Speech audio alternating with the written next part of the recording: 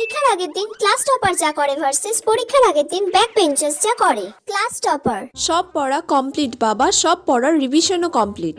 এবার শুধু পরপর আমাকে ইম্পর্টেন্ট কোয়েশ্চেনগুলো চোখ বোলাতে হবে আর শর্ট কোয়েশ্চেনগুলো সব ভালো করে রিভিশন দিতে হবে, ব্যাস তাহলেই কমপ্লিট। এবারে তো আমাকে ক্লাস টপার হওয়া থেকে কেউ আটকাতে পারবে না, আমার পজিশন আমাকে ধরে রাখতেই হবে যতই হোক। ক্লাস টপার বলে কথা, ওই সুমি আমাকে চ্যালেঞ্জ করেছে যে আমাকে নাকি এবারে টপকে দেবে, দেখবো আমিও ও আমাকে কেমন টপকাতে পারে।